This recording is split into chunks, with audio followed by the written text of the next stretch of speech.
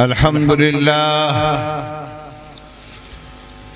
لله نحمده ونستعينه ونستغفره ونؤمن به ونتوكل عليه ونعوذ بالله من شرور أنفسنا ومن سيئات أعمالنا من يهده الله فلا مضل له ومن يضلله فلا هادي له ونشهد أن لا إله إلا الله وحده لا شريك له ونشهد أن سيدنا ونبينا وحبيبنا وشفيعنا محمد صلى الله عليه وسلم عبده ورسوله.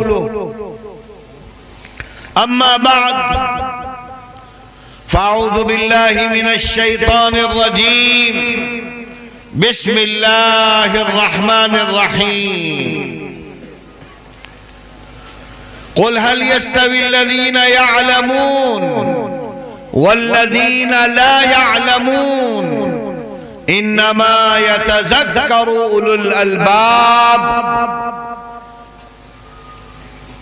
وقال تعالى واعتصموا بحبل الله جميعا ولا تفرقوا. وقال تعالى بسم الله الرحمن الرحيم. اقرأ باسم ربك الذي خلق خلق الإنسان من علق اقرأ وربك الأكرم الذي علم بالقلم علم الإنسان ما لم يعلم. صدق الله العلي العظيم. وقال النبي صلى الله عليه وسلم تركت فيكم أمرين لن تضلوا إن تمسكتم بهما كتاب الله وسنة رسوله صلى الله عليه وسلم أو كما قال صلى الله عليه وسلم.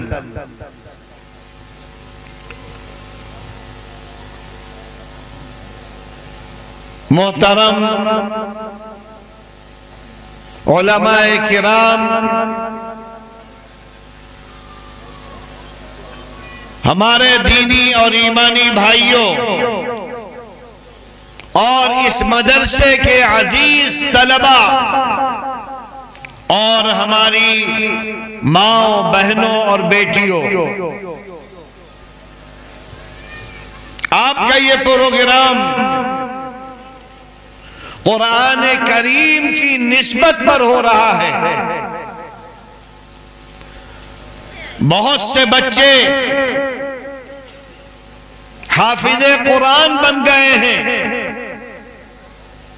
اور ابھی آپ نے دیکھا کہ ان بچوں کے سر پر سفید صافہ باندھا گیا ہے. یہ وہ علامت ہے جو قیامت کے دن تاج کی شکل میں بدل جائے گی.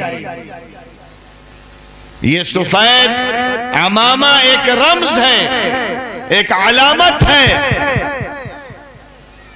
اس یاد کو کرنے کے لیے جو میدان حشر میں اللہ کی طرف سے حفاظ کرام کو اعزاز دیا جائے گا.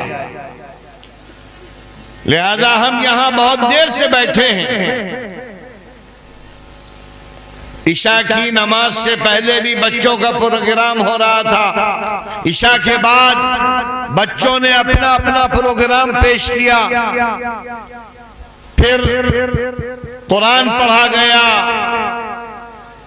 نعت کے ترانے گائے گئے اور علماء کرام نے آپ کے سامنے بنیادی چیزیں اور باتیں رکھی. اب ہمیں کیا کرنا ہے یہ ہمیں سوچنا پڑے گا، غور کرنا پڑے گا کہ ہم کیوں بیٹھے ہیں. تو لہذا اگر آپ قرآن و حدیث کی روشنی میں یہاں بیٹھیں گے تو اللہ کے ہاں آپ کا بہت بڑا مقام ہو جائے گا،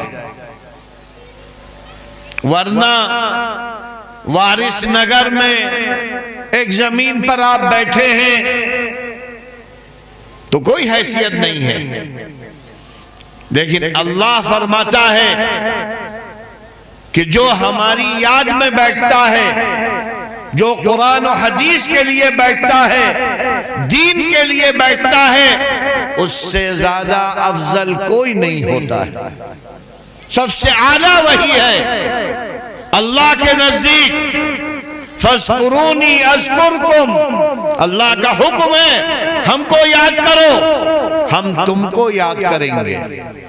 آپ یہاں اللہ کو یاد کرنے بیٹھے ہیں، اللہ آپ کا تذکرہ عرش الہی پر ملائے اعلیٰ میں کر رہا ہوگا، یہ یقین۔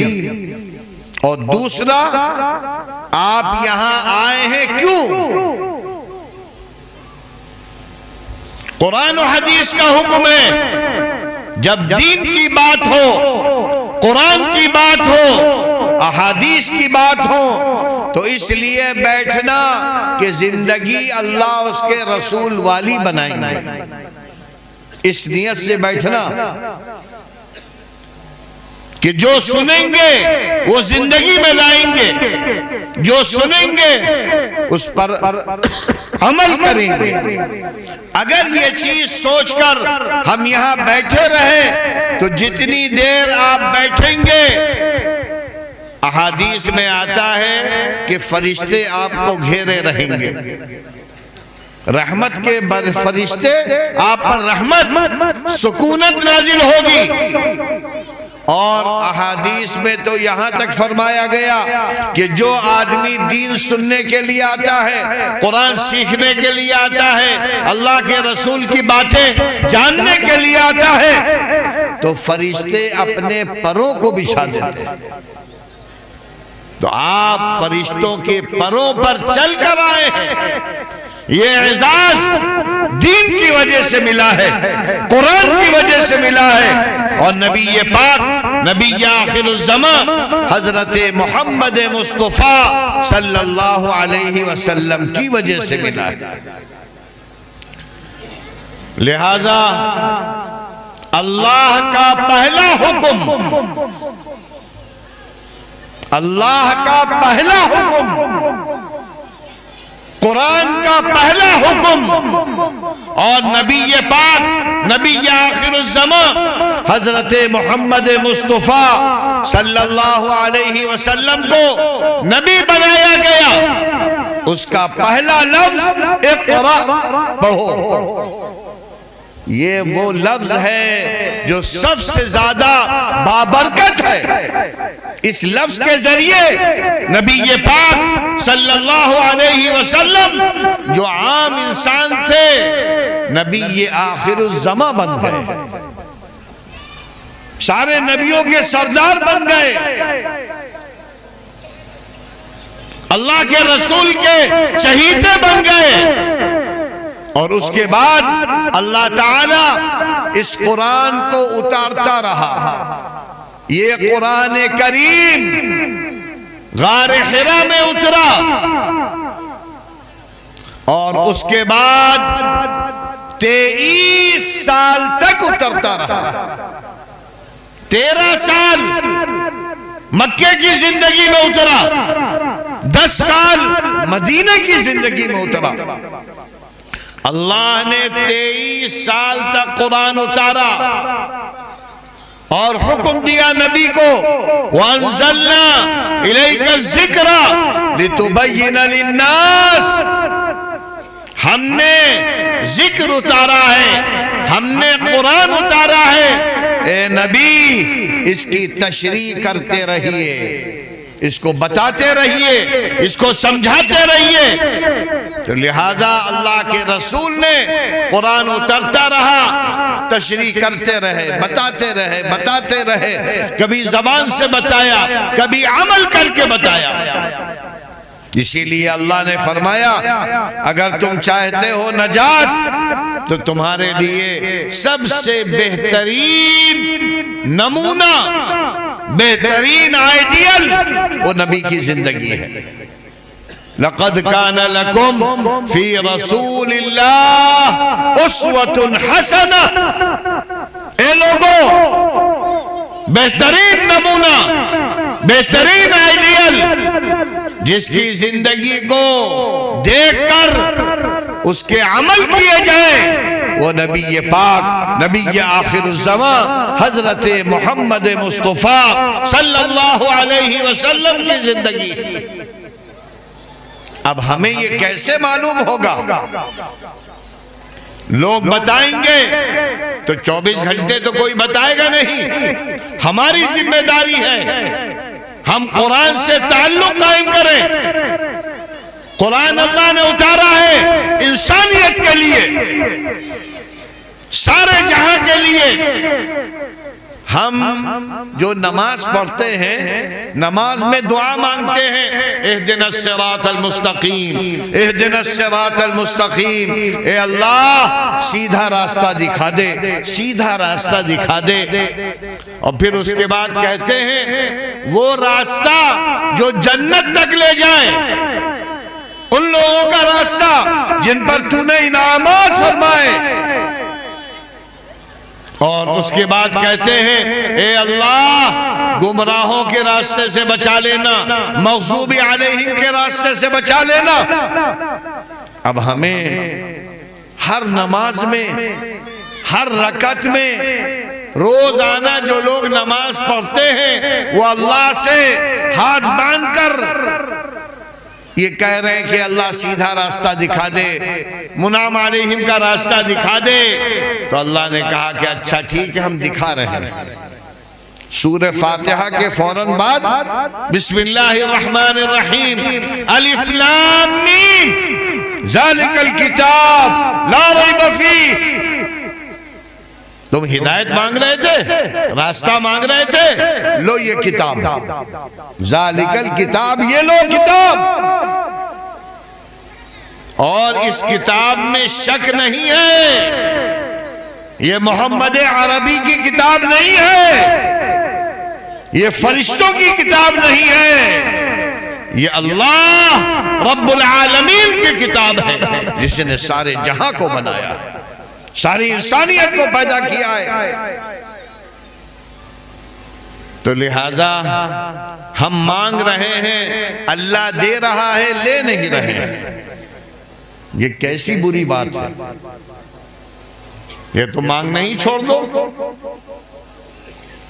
یعنی جو لوگ نمازی ہیں، جو نمازی نہیں ہیں، وہ تو بہت ہی زیادہ اللہ کے نافرمان لوگ ہیں۔ لیکن جو نمازی ہیں وہ کہہ رہے ہیں کہ اللہ ہدایت دے دے، سیدھا راستہ دے کے، منعم علیہم کا راستہ دے دے۔ تو اللہ نے کہا اچھا ہم بتاتے ہیں، 4 قسم کے لوگ ہیں جن پر ہم نے انعامات بارش۔ وہ 4 کون ہیں؟ اولئک الذین انعم اللہ علیہم من النبیین والصدیقین والشہداء والصالحین وحسن اولئک رفیقا۔ یہ ہیں 4 انبیاء، انبیاء کا راستہ اختیار کرو۔ صدیق، ابو بکر صدیق کا راستہ اختیار کرو۔ شہداء کے سردار حمزہ کا راستہ اختیار کرو، ہر شہید۔ اور اس کے بعد فرمایا کہ جو اچھے لوگ ہیں، نیک لوگ ہیں، ان کے طریقے پر چلو۔ تو اب ہمیں اعلیٰ سے اعلیٰ بننا ہے تو نبیوں کو دیکھنا ہوگا، صدیقین کو دیکھنا ہوگا، شہداء کو دیکھنا ہوگا، نیک لوگوں کو دیکھنا ہوگا۔ تو اتنی بڑی کتاب، اتنی بڑی دولت، اس کے لیے ہم سال میں 2 گھنٹے 4 گھنٹے بیٹھیں پھر بھول جائیں؟ تو تم اگر اللہ کو بھولو گے تو اللہ کہتا ہے کہ ہم بھی تم کو بھول جائیں گے، ہم بھی بھول جائیں گے۔ تم جیسا کرو گے ہم ویسا کریں گے، تم اچھا کرو گے ہم تمہارے ساتھ اچھا کریں گے، تم برا کرو گے ہم تمہارے لیے دنیا کو برا بنا دیں گے۔ آزمائشیں آئیں گی، پریشانیاں آئیں گی، الجھنیں آئیں گی، بیماریاں آئیں گی، یہ تو دنیا میں ہوگا اور آخرت میں بہت برا انجام ہوگا۔ اس لیے اس جلسے میں کچھ طے کر کے جائیں، کچھ سوچ کر جائیں، کچھ لے کر جائیں، پیغام لے کر جائیں۔ زندگی بدلنی ہے، دین اختیار کرنا ہے، قرآن و حدیث پر عمل کرنا ہے، اور صرف دین نمازوں کا نام نہیں ہے، دین کے شعبے ہیں۔ ہمارا عقیدہ صحیح ہو، ہماری عبادات صحیح ہو، ہمارے معاملات صحیح ہو، ہماری معاشرت صحیح ہو، کاروبار اچھا ہو، سچ بولے، دھوکہ نہ دے بھائی کو، کسی کو دھوکہ نہ دے۔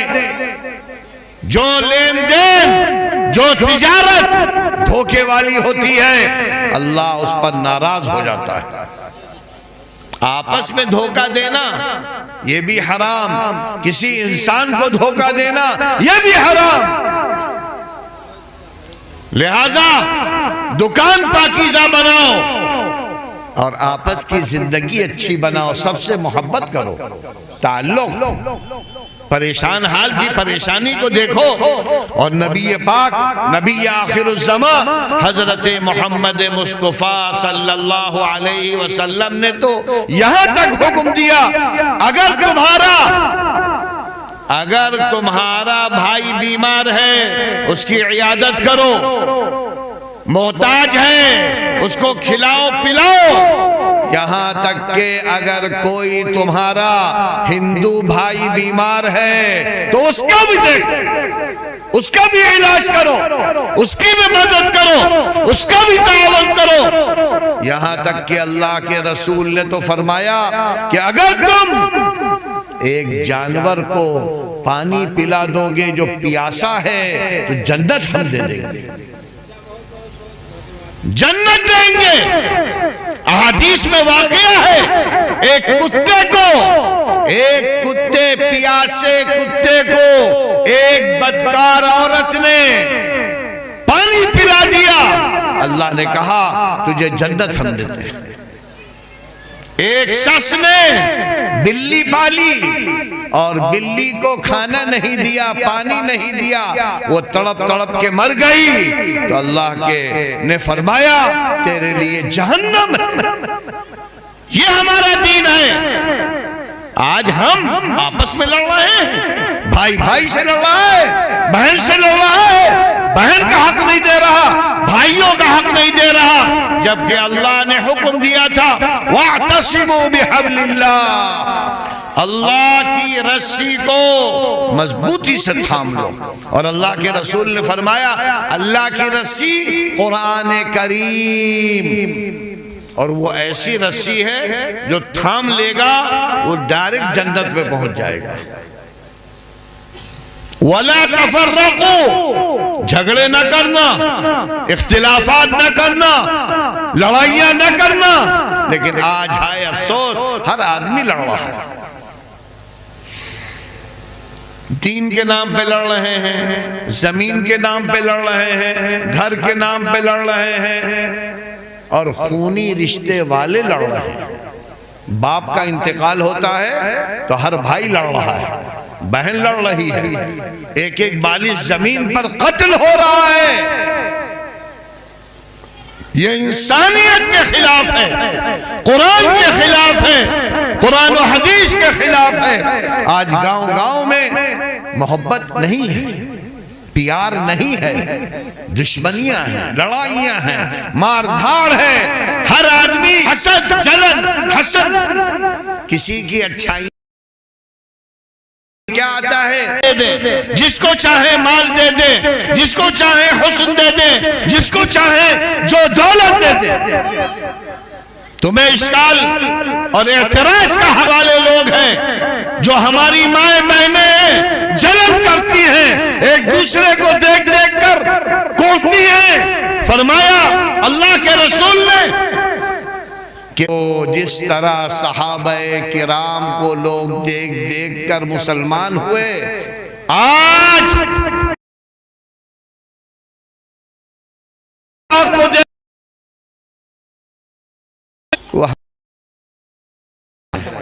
کیونکہ ہم خود ہی لڑ رہے ہیں، تو کہیں گے ان کے پاس جاؤ گے تو یہ اور لڑائی سکھائیں گے، اور لڑائی سکھائیں گے، زندگی ہماری خراب۔ اور نام لیتے ہیں نبی پاک جو رحمت تھا، رحمت تھا، جس کو گھسیٹا گیا، مارا گیا، اور اس نے کیا کہا؟ نہیں نہیں، ہم بدلہ نہیں چاہتے، ہم سب کو معاف کر دیتے ہیں۔ اس نبی کے پیروکار، اس نبی کا نام لینے والے آج یہاں تک پہنچ گئے کہ اس نبی کو ہماری وجہ سے گالیاں دی جا رہی ہیں، ہماری وجہ سے دین کو بدنام کیا جا رہا ہے۔ کل کیا منہ دکھاؤ گے اللہ کے سامنے؟ آج کے جو حالات ہیں اللہ تعالیٰ نے قرآن میں سب کچھ بیان کر دیا ہے۔ ایک سورت ہے سورہ زلزال، اذا زلزلت الارض زلزالہا۔ اے انسانوں، ایک وقت آئے گا جب اللہ پوری دنیا کو تہس نہس کر دے گا، سورج چاند سب بے نور ہو جائیں گے، آسمان پہاڑ یہ روئی کے گالے کی طرح اڑ رہے ہوں گے۔ اور یہ اللہ دکھا رہا ہے آج کل زلزلے آتے ہیں، طوفان آتے ہیں، تو پوری دنیا میں زلزلہ آئے گا، ایک وقت آئے گا، اور یہ دھرتی، یہ زمین، یہ بھی بولے گی، یہ بھی کہے گی تم نے ہمارے اوپر یہ پاپ کیے ہیں، اب سزا بھگتو۔ خزانے نکال دے گی، یومئذ تحدث اخبارا بأن ربک اوحی لہا۔ آج جیسے زبان بول رہی ہے، ہر چیز بولے گی۔ یہ ہاتھ بولے گا تم نے کس کے ساتھ ظلم کیا ہے، کس کا پیسہ مارا ہے، کس کے ساتھ زیادتی کی ہے۔ پیر بولے گا، یہاں تک کہ ہوا بولے گی، فضا بولے گی۔ اور آج ہمارے لیے بہت آسان ہے، کیونکہ موبائل کی میموری بول رہی ہے، لوہا بول رہا ہے، کس نے بلایا؟ یہ تو انسان کی طاقت ہے۔ اور اللہ کہتا ہے ہم نے اس زبان کو بلوایا، تمہارے ہاتھ کو بھی بلوائیں گے۔ اور فَمَنْ يَعْمَلْ مِثْقَالَ ذَرَّةٍ خَيْرًا يَرَهُ وَمَنْ يَعْمَلْ مِثْقَالَ ذَرَّةٍ شَرًّا يَرَهُ۔ جس نے دنیا میں رائی کے دانے کے برابر نیکی کی ہوگی، وہ میدان حشر میں دیکھے گا، اس کا بدلہ پائے گا۔ اور جس نے رائی کے دانے کے برابر برائیاں کی ہوں گی، ظلم کیا ہوگا، ناانصافی کی ہوگی، وہ اس کو بھی دیکھ لے گا۔ لہذا آج ہم دوسروں کو تو برا کہتے ہیں ظلم کی وجہ سے، ساری دنیا میں چیخ و پکار مچی ہے کہ دنیا کا سب سے بڑا ظالم اس وقت اسرائیل ہے، سب سے بڑا ظالم اسرائیل ہے، جو بچوں کو مار رہا ہے، عورتوں کو مار رہا ہے، اسپتالوں کو مار ختم کر رہا ہے۔ تو ہم بھی تو یہی کر رہے ہیں، ہم بھی تو حق مار رہے ہیں، ہم بھی تو بہنوں کا حق نہیں دے رہے ہیں، ہم بھی چھوٹوں پر زیادتی کر رہے ہیں۔ ہمیں ڈر نہیں لگتا کب اللہ کا عذاب آ جائے، اللہ کی پکڑ آ جائے، اور اسی لیے آ رہی ہے۔ ہماری دعائیں قبول نہیں ہو رہی کیونکہ ہم زیادتی کر رہے ہیں، ہم ناانصافی کر رہے ہیں، ہم حق مار رہے ہیں۔ آپ کسی کے پاس بھی چلے جائیے، ہر گھر میں کوئی نہ کوئی فتنہ ہے، ہر گھر میں کوئی نہ کوئی فساد ہے، اور اس کی اصل وجہ ہمارا قرآن سے دور ہونا ہے۔ اللہ نے فرمایا یہ ہماری کتاب ہے، جبرائیل کے ذریعے ہم نے اتاری ہے، اور نبی پاک کے دل پر آئی تھی۔ لہٰذا اے ایمان والو، اے انسانوں، اس کا حق ادا کرو۔ اس کا حق باپ کا حق ہے، ماں کا حق ہے، بڑوں کا حق ہے، ذمہ داروں کا حق ہے، قرآن کا حق پہلا حق یہ ہے کہ اس پر ایمان لاؤ، یہ اللہ کی کتاب ہے، اور دوسرا حق اس کی تعظیم کرو، پاکیزگی کے ساتھ چھو، اس کو پڑھو، پاکیزہ جگہ رکھو۔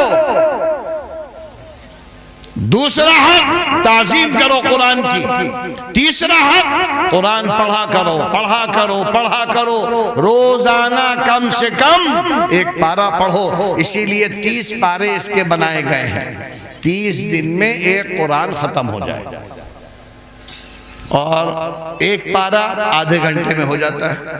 24 گھنٹے اللہ نے دیے ہیں تو آدھا گھنٹہ قرآن کے لیے دے دو۔ کیوں مشکل ہے؟ کیوں دشواری ہے؟ اخبار پڑھتے ہو، درسی کتابیں پڑھتے ہو، ہندی پڑھتے ہو، انگریزی پڑھتے ہو، تمہیں توفیق نہیں ہے کہ آدھا پارہ ایک پارہ پڑھ لو؟ تو تیسرا حق قرآن کا ہر بوڑھے پر، ہر جوان پر، ہر ماں پر، ہر بہن پر، کہ وہ روزانہ قرآن پڑھے۔ یہ تیسرا حق ہے۔ قرآن پڑھنا فرض ہے سب پر، صرف مدرسے کے لڑکوں پر نہیں ہے، ابا پر بھی، اماں پر بھی۔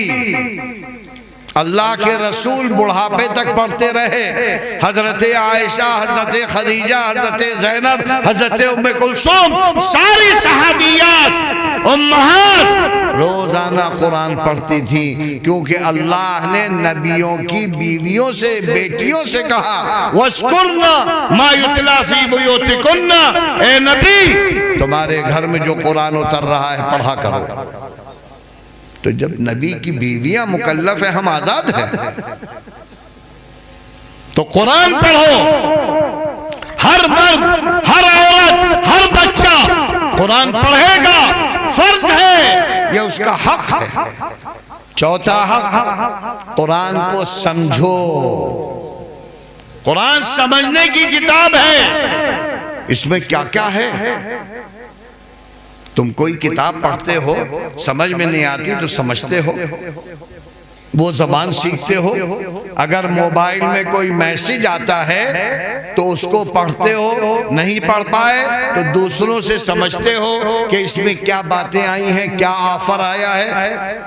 اور اللہ کے کلام کو، اللہ کی باتوں کو، اللہ کے آفر کو پڑھنے کے لیے تمہارے پاس وقت نہیں ہے۔ اللہ کے انعامات پر یقین نہیں، دنیا کے انعامات پر یقین ہے، اور اللہ کہہ رہا ہے یہ کرو گے یہ دیں گے، یہ کرو گے یہ دیں گے، یہ کرو گے یہ دیں گے، اس پر یقین نہیں ہے۔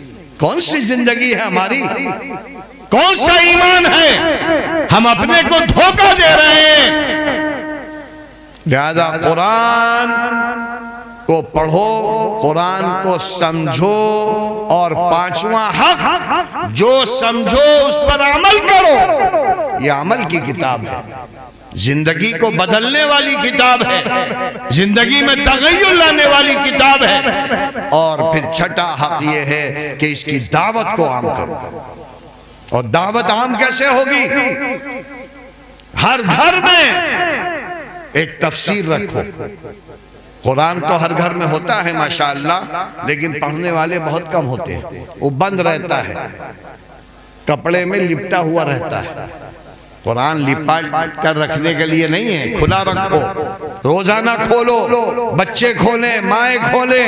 اور احادیث میں آتا ہے جس گھر میں قرآن پڑھا جاتا ہے، جس گھر میں ہماری مائیں نمازیں پڑھتی ہیں، اس گھر میں شیطان کے اثرات نہیں ہوتے۔ آج ہر گھر میں جادو ہے، ٹونا ہے، ٹوٹکا ہے، عصیب ہے، امراض ہے، اور اس کو دور کرنے کا کوئی طریقہ نہیں۔ وہ طریقہ ہے جو اللہ کے رسول نے فرمایا، جب تم قرآن پڑھنے لگو گے گھروں میں، تمہاری مائیں بہنیں پڑھنے لگیں گی تو شیطان اس گھر سے بھاگ جاتا ہے۔ تو لہٰذا قرآن پڑھنے کا، قرآن سمجھنے کا، قرآن پر عمل کرنے کا، قرآن کی دعوت کو عام کرنے کا، اور قرآن کے پھر حفاظ پیدا کرنا، علماء پیدا کرنا، اسی کے لیے یہ مدارس ہیں، اسی کا یہ جلسہ ہے۔ کیا کیا نعمتیں، کیا کیا فضیلتیں ملیں گی آپ سوچ نہیں سکتے۔ ایک حافظ قرآن کم سے کم 10 لوگوں کو جنت میں لے جائے گا۔ اس لیے اس شوق میں بچے کو حافظ بنا دو۔ اللہ نے بچے دیے ہیں، لڑکی اللہ نے دی، لڑکا اللہ نے دیا، تو کم سے کم ہر گھر میں ایک تو حافظ ہو جائے، ایک تو چاند ہو جائے، ایک تو سورج ہو جائے، ایک تو ہمارے لیے نجات کا ذریعہ بن جائے۔ اس نیت سے، اس شوق میں اگر ہم یہ پروگرام سنیں گے، کچھ ارادہ کریں گے، زندگی کو بدلیں گے، تو انشاءاللہ اللہ فرماتا ہے تم ہماری طرف ایک ہاتھ آؤ، ہم 2 ہاتھ آئیں گے۔ تم چل کر آؤ، ہم دوڑ کر تم کو رحمت میں لے لیں گے۔ تو اس لیے آپ سے یہ درخواست ہے کہ آپ ان چیزوں کو سمجھیں، ان کو جانیں، اس لیے کہ وقت بھی کافی ہو گیا ہے، 11 بج گیا ہے اور سردی کا موسم بھی ہے، باتیں بہت ہو گئی ہیں، عمل کے لیے تو چند باتیں بھی کافی ہیں۔ اور اگر عمل نہیں کرنا ہے، رات بھر بکواس ہوتی رہے، اور پھر کیا ہوگا؟ یہ جتنے لوگ بیٹھے ہیں، یہ فجر کی نماز میں ایک بھی نظر نہیں آئے گا، یہاں تک کہ علماء بھی سو جائیں گے۔ یہ اللہ کو انعام دیں گے کہ اللہ رات بھر رت جگہ بنایا اور صبح تیری مسجد کو ویران کر دیا، یہ تیرا تحفہ ہے۔ آج ہم یہی کر رہے ہیں۔ عمل سے زندگی بنتی ہے جنت بھی جہنم بھی، یہ خاکی اپنی فطرت میں نہ نوری ہے نہ ناری ہے۔ عمل کر لو ایمان کے ساتھ اس دنیا میں، تو موت کے بعد پھر جنت ہی جنت ہے۔ قبر بھی جنت بنا دی جائے گی، میدان حشر بھی سکون والا ہوگا۔ اور اگر تم نے دنیا میں اللہ کے خلاف کیا تو جیسے ہی موت آئے گی تو قبر میں تمہارے اوپر سانپ اور بچھو مسلط ہوں گے۔ کون بچائے گا؟ نہ بچہ بچائے گا، نہ بیوی بچائے گی، نہ بینک بیلنس بچائے گا، نہ گھر بچائے گا۔ کوئی نہیں بچانے آئے گا قبر میں، آج تک کوئی نہیں گیا ہے۔ اللہ تعالی ہم سب کو سمجھ بوجھ عطا فرمائے، علم نافع عطا فرمائے، موت کو یاد رکھنے والا بنائے۔ اللہ کے رسول بار بار کہتے تھے اے انسانوں غفلت سے نکلو، موت کو یاد کرو، موت آنے والی ہے، آنے والی ہے۔ اور آج تو موت ہی موت ہے۔ روزانہ میڈیا میں دیکھ رہے ہیں، اسرائیل، امریکہ، یورپ بم برسا رہا ہے، محلے کے محلے تہس نہس ہو رہے ہیں۔ احساس نہیں ہے، ان پر برس رہا ہے، کہیں ہم پر نہ برس جائے۔ ان کی موت آ رہی ہے، ہماری بھی موت آئے گی۔ تو ہم نے کیا تیاری کی ہے؟ کیا زندگی کے لیے سامان تیار کیا ہے؟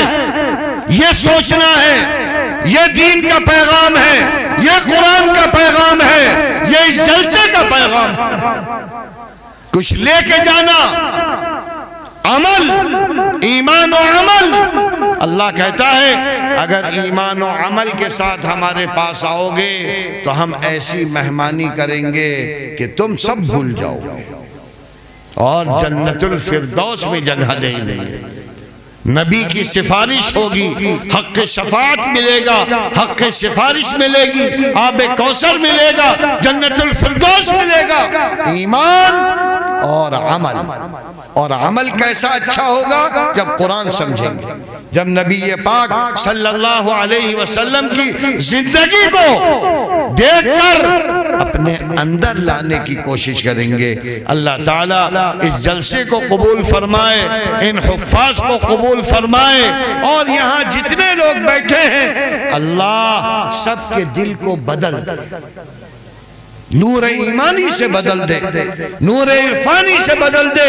نبی پاک، نبی آخر الزمان حضرت محمد مصطفیٰ صلی اللہ علیہ وسلم کی سچی محبت، عملی محبت عطا فرمائے۔ وآخر دعوانا ان الحمدللہ رب